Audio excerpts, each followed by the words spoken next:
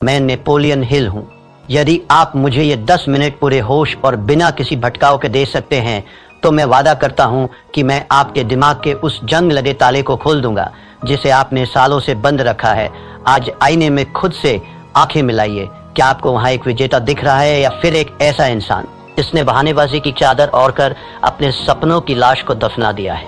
जहाँ एक ही सवाल आपके अंतर्मन को चीरता रहता है, वह सवाल है, मैं शुरुआत तो कर लेता हूँ, फिर रुक क्यों जाता हूँ? आप अकेले नहीं हैं। इस ग्रह के 97% लोग इसी कुएं में अपनी पूरी जिंदगी गुजार देते हैं। उनकी सुबह उम्मीद से शुरू होती है, दोपहर बहानेबाजी में बीतती है और रात गहरे अफसोस की चादर ओढ़कर खत्म हो जाती है। उनकी पूरी हस्ती, उनके सारे सपने और उनकी सारी प्रतिभा सिर्फ 3 शब्दों के नीचे दफन हो गई है। कल से शुरू करूंगा, लेकिन आज मैं यहाँ आपसे उन 3% विरल लोगों के बारे में बात करने आया हूँ जो इस भीड़ का हिस्सा नहीं है। ये वे लोग हैं जो तूफानों के बीच भी शांत खड़े रहते हैं। ये वे लोग हैं जिनके पास कोई गुप्त मंत्र नहीं है, कोई जादुई चिराग नहीं है। उनके पास बस एक पत्थर जैसा कठोर नियम है। आज एनएच माइंडसेट के इस विशेष सत्र में मैं आपको उसी नियम की गहराई में ले जाऊंगा। हम नेपोलियन हिल के सिद्धांतों की राख से उस चिंगारी को निकालेंगे जो आपकी नियति बदल देगी। क्या आप अपने कंफर्ट जोन की जंजीरों को तोड़ने के लिए तैयार हैं? यदि हाँ, तो ये यात्रा आपके लिए है।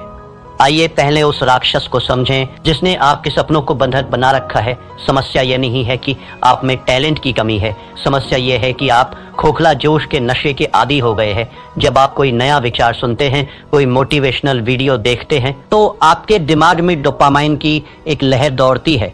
आपको लगता है कि आप रातों रात दुनिया बदल देंगे। लेकिन तीसरे दिन जब वह नशा उतरता है, जब शरीर में दर्द होता है, जब दिमाग बहाने ढूंढता है, तब सामने आता है वह लंबा, नीरस और धुंधला रास्ता। 97% लोग यही दम तोड़ देते हैं। वे जोश को अनुशासन समझने की गलती कर बैठते हैं। मैंने अपनी बरसों की रिसर्च के बाद ये पाया था कि इंसान का सबसे बड़ा दुश्मन कोई और नहीं, उसका अपना अस्थिर मन है। एक छात्र की मिसाल लीजिए। वह परीक्षा से 2 महीने पहले एक भव्य टाइम टेबल बनाता है। 2 दिन वह 10-10 घंटे पढ़ता है। तीसरे दिन उसे लगता है कि उसने बहुत कुछ कर लिया है।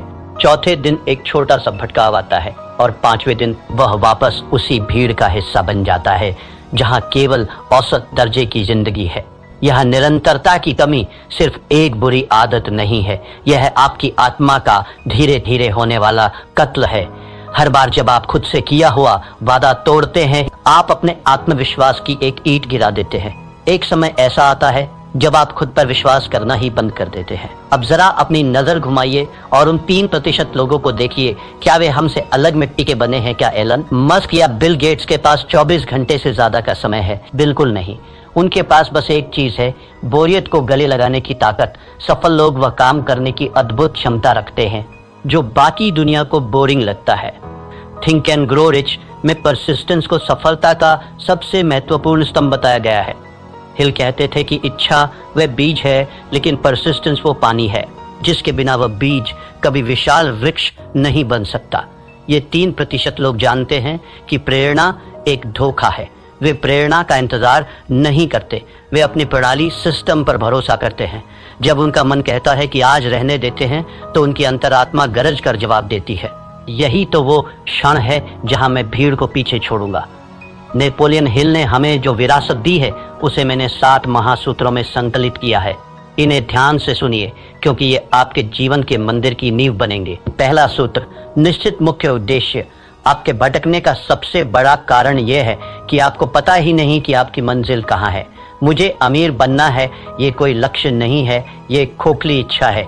मुझे अगले 12 महीनों में अपने व्यवसाय से 10 लाख रुपए कमाने हैं। यह एक निश्चित उद्देश्य है। जब तक आपका लक्ष्य स्पष्ट नहीं होगा, आपकी ऊर्जा बिखरी रहेगी।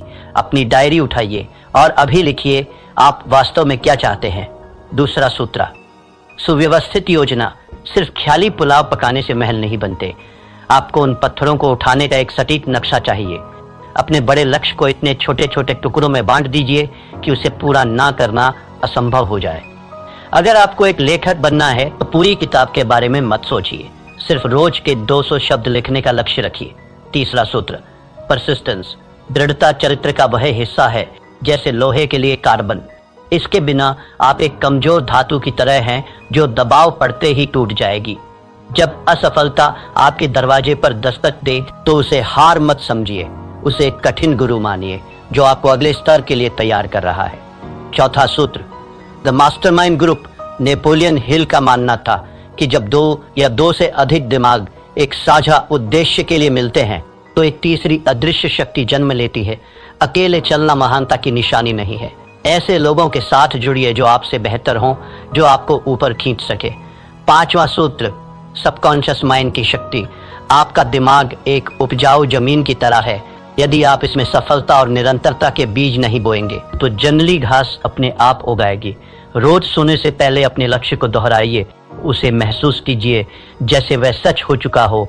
छठा सूत्र, क्विक डिसीजन मेकिंग। सफल लोग निर्णय जल्दी लेते हैं और उन्हें बदलते बहुत धीरे हैं, जबकि असफल लोग निर्णय लेने में हफ्तों लगा देते हैं और उन्हें बदलने में चंद सेकंड। टाल मटोल आपके समय का चोर है, इसे अभी मार दीजिए। सातवां सूत्र, एक्शन ओवर थिंकिंग। अत्यधिक ओवर थिंकिंग लकवे की तरह है, ये आपकी गति रोक देता है। इसका एक ही इलाज है, कार्य जैसे ही आप पहला कदम उठाते हैं आपका आधा डर अपने आप मर जाता है। एक पौराणिक कथा है। एक छोटे से गांव में एक साधारण कारीगर रहता था। उसने एक दिन संकल्प लिया कि वह गांव की सबसे ऊंची दुर्गम पहाड़ी पर एक ऐसा मंदिर बनाएगा जिसे देखकर देवताओं की आंखें भी फटी रह जाए। गांव के लोग ठहाके मारकर हंसे। उन्होंने कहा, तेरे पास ना धन है, ना हाथ, ना औजार, तू पागल हो गया है। उस कारीगर ने कोई जवाब नहीं दिया। उसने बस अपना एक छोटा सा नियम बनाया। वह रोज सुबह सूरज निकलने से पहले नदी के किनारे जाता, एक मध्यम आकार का पत्थर अपनी पीठ पर लादता और पहाड़ी की चोटी तक चढ़कर उसे वहां रखाता। बस एक पत्थर। एक महीना बीता, पहाड़ी पर सिर्फ 30 पत्थर थे। लोग बोले, यह मूर्खता है। एक साल बीता, पहाड़ी पर पत्थरों का एक ढेर लग गया था, पर मंदिर का कोई आकार नहीं था। लोग बोले, तू अपना जीवन बर्बाद कर रहा है। 5 वर्ष बीत गए। एक सुबह जब गांव वालों की नींद खुली तो उन्होंने देखा कि पहाड़ी की चोटी पर सूरज की पहली किरण एक भव्य सोने के कलश पर चमक रही थी। वहां एक विशाल नक्काशीदार मंदिर खड़ा था जिसकी सुंदरता का कोई सानी नहीं था। पूरा गांव दौड़कर पहाड़ी पर गया। उन्होंने चकित होकर पूछा, यह चमत्कार कैसे हुआ? तूने ये जादू कैसे किया? उस कारीगर ने अपने फटे हुए खून से सने हाथों को दिखाया और शांत स्वर में बोला, ये कोई जादू नहीं है, ये गणित है, रोज एक पत्थर बस। यही वह महान सत्य है जो आपको अपने जीवन में उतारना होगा। महान कार्य किसी एक दिन के विस्फोट से नहीं होते, वे हजारों छोटे, अदृश्य और निरंतर किए गए प्रहारों का परिणाम होते हैं। क्या आप अपना एक पत्थर रोज उठाने के लिए तैयार हैं मेरे मित्र? एक बात हमेशा याद रखना, समय आपके विरुद्ध साजिश रच रहा है। हर गुजरता हुआ दिन, हर टाला हुआ काम आपकी आत्मा का एक हिस्सा नोच कर ले जा रहा है। 97% लोग मृत्युशैया पर एक ही विचार लेकर मरते हैं, काश मैंने वह कोशिश जारी रखी होती। क्या आप अपने जीवन की अंतिम सांस इस काश के बोझ के साथ लेना चाहेंगे? यह अफसोस दुनिया के किसी भी शारीरिक दर्द से कहीं ज्यादा गहरा और कड़वा होता है। अनुशासन का वजन ग्रामों में होता है, लेकिन अफसोस का वजन टनों में होता है। चुनाव आपका है। नेपोलियन हिल ने अपनी एक और किताब में लिखा था कि अवसर अक्सर दुर्भाग्य या अस्थायी विफलता के वेश में आता है। आज जो आप असफलता महसूस कर रहे हैं, जो आलस से आपको रोक रहा है, वह वास्तव में आपकी परीक्षा है। जो इस परीक्षा को पास कर लेता है वही उस 3% की श्रेणी में खड़ा होने का हकदार बनता है। जीवन के विभिन्न क्षेत्रों में निरंतरता का प्रभाव, ये सिद्धांत केवल पैसों तक सीमित नहीं है, ये मानवीय उत्कृष्टता का सार्वभौमिक नियम है। धन के क्षेत्र में ये रोज की छोटी सी बचत है। अगर आप रोज 1% बेहतर होते हैं तो चक्रवृद्धि ब्याज, कंपाउंड इंटरेस्ट के जादू से आप साल के अंत तक 37 गुना बेहतर हो चुके होंगे। यह गणित का चमत्कार नहीं, निरंतरता का चमत्कार है। स्वास्थ्य के क्षेत्र में यह रोज की 10 मिनट की सैर है। एक दिन में कुछ नहीं बदलता, लेकिन 10 साल बाद यही 10 मिनट आपको बुढ़ापे में भी जवान बनाए रखते हैं। संबंधों के क्षेत्र में यह रोज की वो एक मीठी बात है, वह छोटी सी परवाह है। प्यार कोई एक दिन का उत्सव नहीं है, यह रोज की जाने वाली साधना है। आत्म विकास के क्षेत्र में ये रोज की 10 पंक्तियां पढ़ना है। एक साल में आप 365 पन्ने पढ़ चुके होंगे, यानी एक पूरी किताब का ज्ञान आपके भीतर समा चुका होगा। ये संघर्ष बाहरी दुनिया से नहीं है, यह आपके भीतर चल रहा एक गृह युद्ध है। आपका मन एक सॉफ्टवेयर की तरह है जिसे सुरक्षा और आराम के लिए प्रोग्राम किया गया है। वह आपको हमेशा रोकेगा। वो कहेगा, आज सो जाते हैं, कल बहुत काम था, अभी मौसम खराब है। लेकिन आपकी आत्मा, वो दिव्य अंश जो आपके भीतर है, वह जानती है कि आप किस मिट्टी के बने हैं, वह जानती है कि आप अनंत संभावनाओं के मालिक हैं। आपको अपने मन का गुलाम बनने के बजाय अपनी आत्मा का सेनापति बनना होगा। नेपोलियन हिल कहते थे कि मनुष्य का मस्तिष्क जिसे सोच सकता है और जिस पर विश्वास कर सकता है उसे वह प्राप्त भी कर सकता है, लेकिन विश्वास केवल सोचने से नहीं आता। विश्वास कर्म से आता है। जब आप रोज अपना वादा पूरा करते हैं तो आपका दिमाग आप पर भरोसा करना शुरू कर देता है। अब वक्त है कोरी बातों को क्रिया एक्शन में बदलने का। मैं आपको एक चुनौती दे रहा हूं, 90 दिवसीय परिवर्तन योजना। पहला चरण, 1 से 30 दिन आदत का निर्माण। इस दौरान अपनी चुनी हुई आदत को सिर्फ 5 मिनट दें। चाहे बाहर तूफान आ जाए, चाहे भूकंप आ जाए, वो 5 मिनट आपकी जिंदगी के सबसे पवित्र मिनट होने चाहिए। यहाँ आपका लक्ष्य परिणाम नहीं बल्कि उपस्थिति दर्ज कराना है। 31 से 60 दिन, पहचान का बदलाव। अब आप केवल वह काम कर नहीं रहे हैं, अब आप वह काम बन रहे हैं। खुद से कहिए, मैं वह इंसान हूं जो रोज व्यायाम करता है, मैं वो इंसान हूं जो रोज पढ़ता है। आपकी पहचान बदलने लगेगी। 61 से 90 दिन मोमेंटम का जादू। इस अवस्था में पहुंचते ही जादू शुरू होगा। अब आपको खुद को धक्का देने की जरूरत नहीं पड़ेगी। अब आप एक ऐसी ट्रेन की तरह हैं जो 100 मील प्रति घंटे की रफ्तार से दौड़ रही है। अब आपको रोकना नामुमकिन है। तो मेरे साथी यात्रियों, अब आप उस तिराहे पर खड़े हैं जहां से 2 रास्ते अलग होते हैं। पहला रास्ता वही पुराना और घिसा पिटा है 97% वाली भीड़ का, जहां बहुत आराम है, हजारों बहाने हैं और अंत में एक सड़ा हुआ बदबूदार अफसोस है। दूसरा रास्ता उन 3% विरल व्यक्तियों का है जहां शुरुआत में अकेलापन है, जहां पसीना है, जहां दर्द है, लेकिन जिसके अंत में अमरता और शिखर है।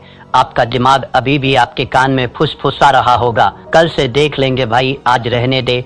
उसे एक जोरदार मानसिक थप्पड़ मारिए, अपनी आत्मा की आवाज सुनिए, अपनी डायरी उठाइए और आज इसी वक्त अपने मंदिर का पहला पत्थर रखिए। याद रखिएगा, इतिहास उन्हें याद नहीं रखता जो शुरू करते हैं, इतिहास उन्हें याद रखता है जो खत्म करते हैं।